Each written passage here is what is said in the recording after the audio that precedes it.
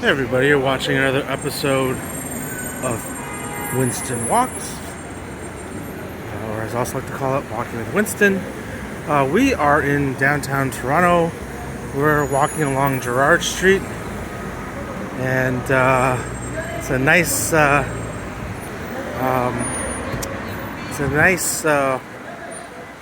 weekday afternoon, and yeah, I thought I'd just take you folks along for a nice walk. I'm glad the weather's getting better here. We still got a nice breeze, so it's not too hot.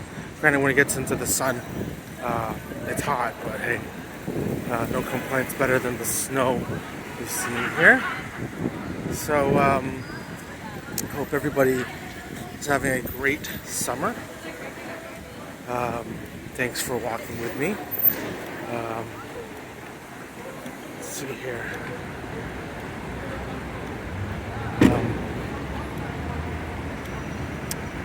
We are in the downtown core.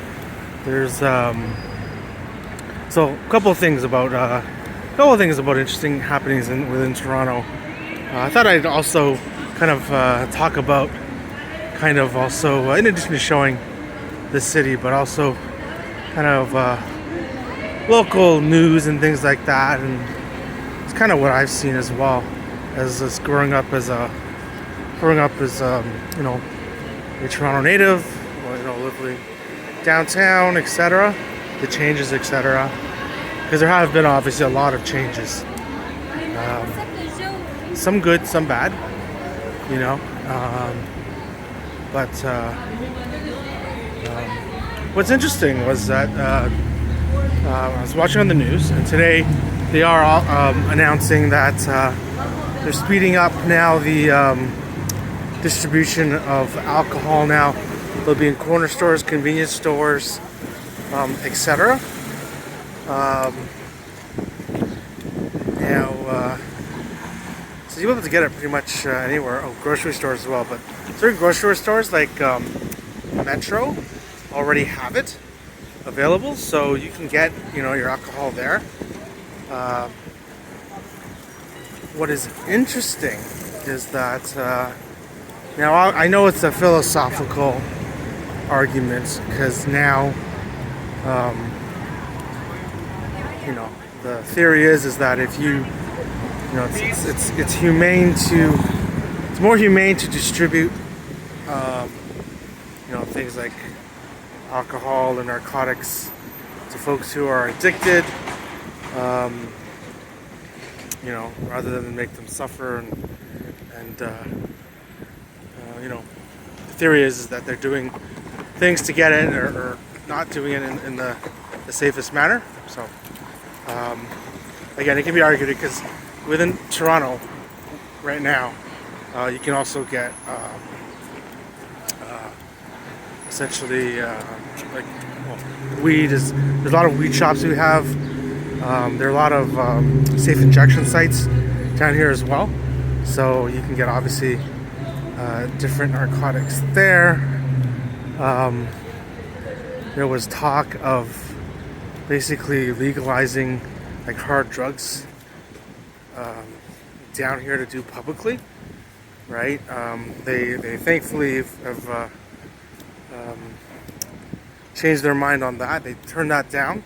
In BC, they did have that experiment, and it hasn't been good for them. The government down there is asked to rescind that plan, because the place apparently is just a mess. Excuse me. Which, incidentally, I also heard about a news story about TD, which is a large financial institution, being fined for helping or inadvertently laundering money, and had to do sort of with that story, with the of that area, because of so much drugs were being pushed through there, because there wouldn't be a lower barrier of entry for those drugs. So quite interesting there, quite interesting. So we're at Elizabeth here. This is the Toronto General Hospital. This area has all the hospitals. Um, it's funny, during COVID, this place was like super empty. People were super paranoid to come down here. But it was funny because it was actually empty. And you hear on the news that things were, it was packed and we were being overrun, etc. But when you come down here, there was like nobody here. So, quite interesting. But anyways, in terms of the alcohol story, it's interesting because now there really is, within Toronto, you can really get like a lot of stuff now if even wanted to try things, because previously alcohol was only distributed through what's called the LCBO. So those are I think with the provincially regulated liquor stores, essentially, right? And then also the beer store here as well. I'm assuming they would be also previously regulated by them. But now the distribution has gone more. So like at our Metro is our convenience store. They also have alcohol. And I know in the States as well, they have it in certain places. We frequently go to Las Vegas. Now, obviously, Las Vegas is what it is. But somehow, I don't know whether it's hidden or not, but Las Vegas doesn't seem to be as much of a disaster as Toronto is becoming, because you have just too much. Like right now, we've got a lot of folks who've got a lot of problems, addiction problems, mental illness problems. The city's not the living standards. People just don't look good anymore, right? I mentioned in a previous video. Granted, I wasn't really. Still kind of getting used to these talking topical things, so I apologize. But in terms of like the cost of housing here is so high that people are just working to pay that, either rent or mortgage, right? That they don't actually have much of a life. Never mind saving for retirement or any type of other expense like that. It's not good. So right now here we're coming up to university. So this is the big. This here is Sick Kids, by the way. Really world famous hospital. This is something we can really be proud of as Canadians. That's Toronto General. With Sick Kids, they do a lot of great work, specializing obviously medical issues for children. So, people do. We've had cases where people internationally bring their children here because we can help them. So that's something really good. I'm very proud of as a Canadian. There's Mount Sinai as well in front of us. But here they're also doing a lot of construction.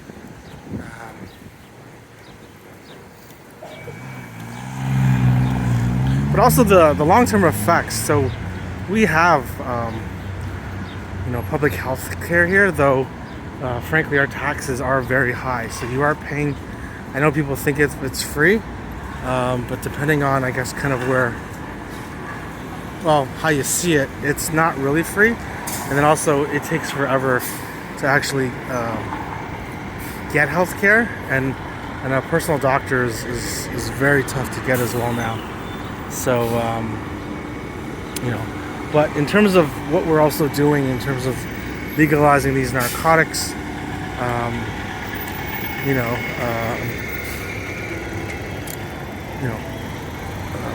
widely distributing, making alcohol more easily accessible, etc.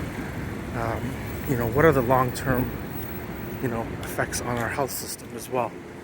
Because really right now we haven't seen the full effects of that. But down the line, see, if you look at it, they're just killing it. This road here is down to one lane. Incredible. I'm not even sure what they're building anymore in this city. It just looks like we're doing construction for just the sake of construction. But yeah, so the long-term effects, are just, if they go down the line 10 years, 15 years, 20 years, people who are hooked on these these drugs and well, anything that's really addictive, that's not really great for your health in excess, it's going to be a tough result, right? For they're always talking about right now how we need to get more funding to address the problems now. Well, you know what? Again, someone who's lived in Toronto all his life, who's seen kind of things kind of go downhill, frankly.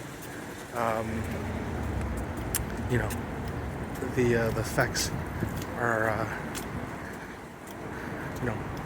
they really are going to be compounded over the years, and the I have a feeling that health system is not going to be able to hold that, not going to be able to withstand that. So, for everyone who thinks that free healthcare in Canada, gonna go there. Well, I don't know if that's going to last. And really, when you start working here and paying taxes, you're gonna start realizing it's not free, right?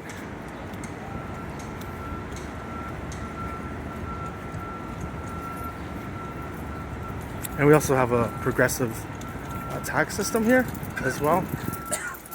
So, if you do start earning more, then they'll start taking more. So,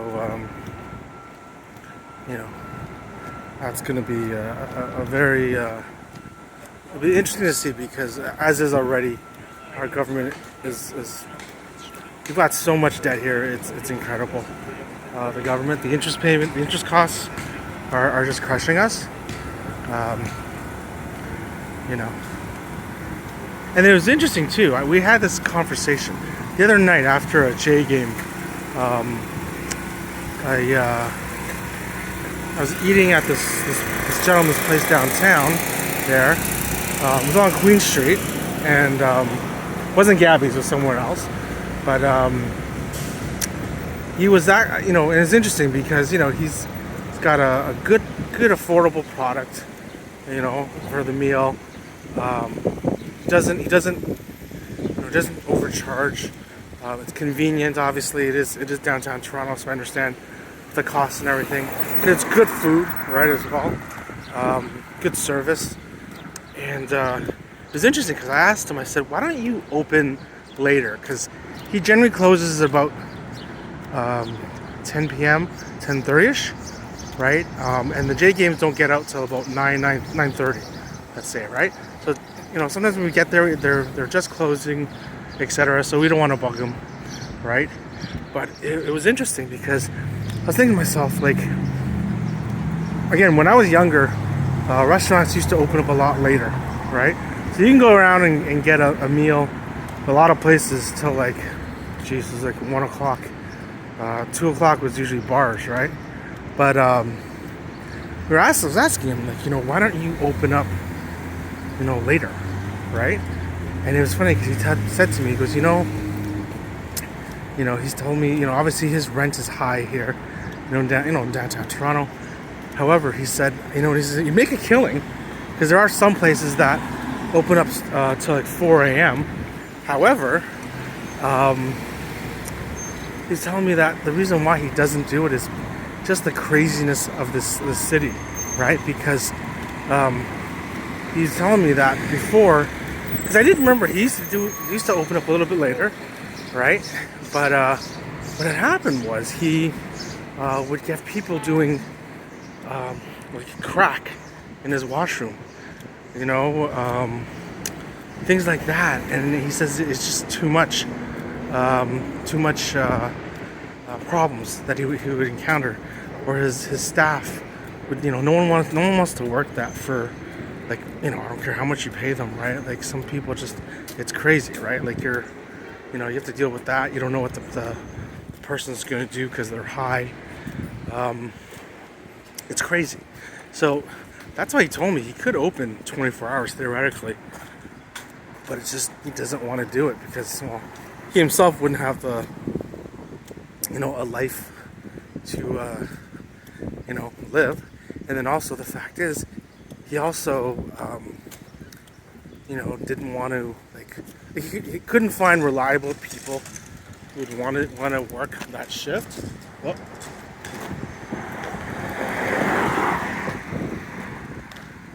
this is why I don't jaywalk that much in Toronto.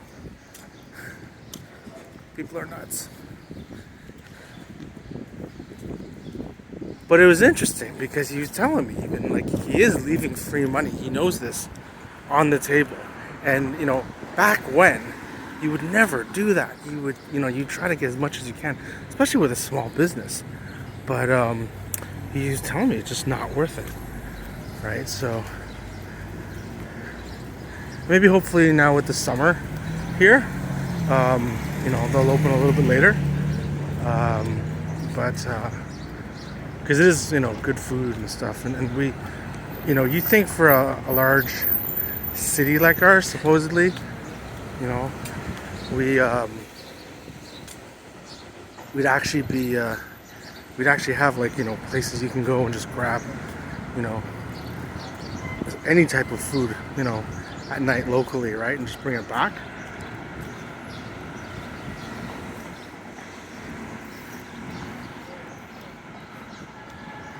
But then obviously, I think also with Uber Eats, etc., the popularity of that. Granted, here that's another story where the city's getting overrun by that. Sidewalks now. A lot of the bikers or cyclists, they're riding on the sidewalks, which is going to be another issue. But yeah, did I just think bring it back? that's the kind of the issue we have. So we're walking towards Dundas right now, and this is, I believe, McCall Street. There's the CN Tower.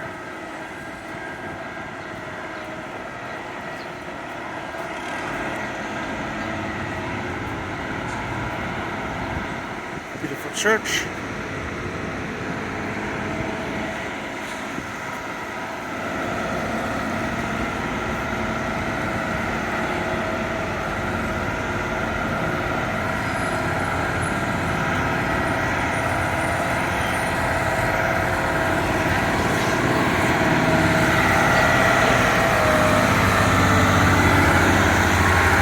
More construction going on here.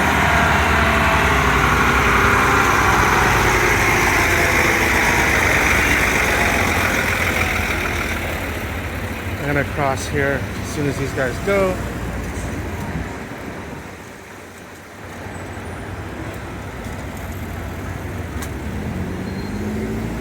And now we are walking along Dundas towards Chinatown.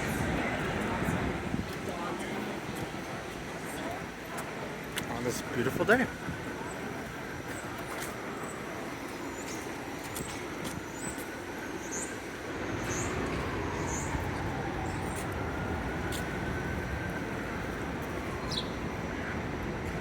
But there is a lot of folks who are leaving Toronto/Canada, though. That is a reality of the situation, because people are not able to make ends meet here. Even though I mentioned in another video that rental prices are starting to decline here, real estate prices are starting also to decline. granted, they're talking about the Bank of Canada lowering interest rates, which in a way will probably stabilize prices. I'm not sure if they're going to shoot them up again, but the problem is if they do shoot them up again, more than likely the Bank of Canada is probably going to they're going to probably start raising rates again because it's not what they want. And I think in a way, personally, I think they're going to cut it, hold it for a while, and maybe cut it slowly. And they probably want to, hate to say it, but like almost bleed out the folks who have, who are probably stretched out in terms of their mortgages, because they don't want, frankly, those folks, or even the speculators, taking that on, right?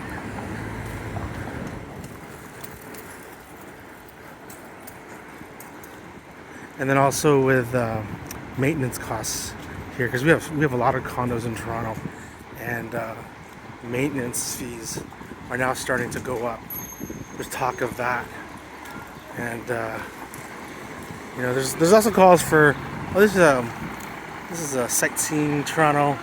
You can go on here. It's pretty cool. If you're a tourist. It also stops along Yonge as well, obviously. Not quite sure. You might want to check their website to see where they stop and go.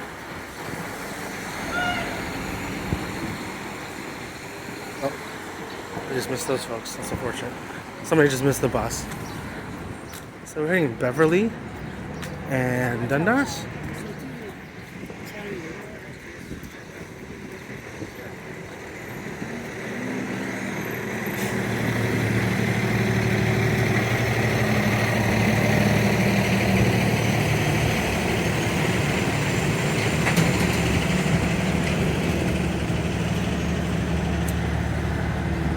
You know what it is, folks, too?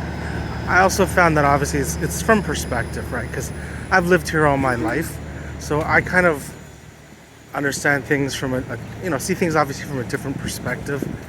Now you can say like it's a busy city, which it is, and that some people who come here, they accept to them the base case scenario is the high cost of living. It's just that. How do you get ahead of the game, right? So that's the problem. And then if real estate prices ever crash here, then the unfortunate thing is that your mortgage doesn't crash, and the problem is Canadians have been taught, it's in their brains that real estate never crashes. Right, so the problem with that obviously is that they'll hold on to the very end, right? And in Canada, our mortgages, unlike the U.S., where with the Big Short you could just flip your keys, you can't do that here. And at least in most provinces, I believe there's one. In certain cases you can, but here you can't. So here we're in Chinatown here. You look here.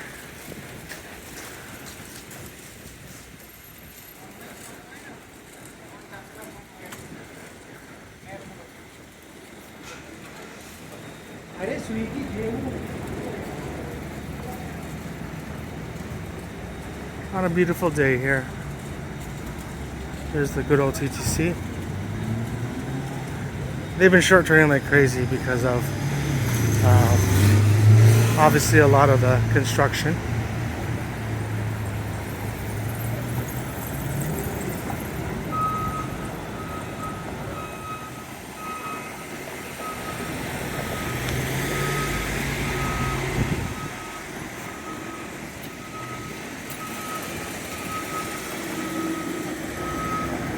Coming up to Huron Street.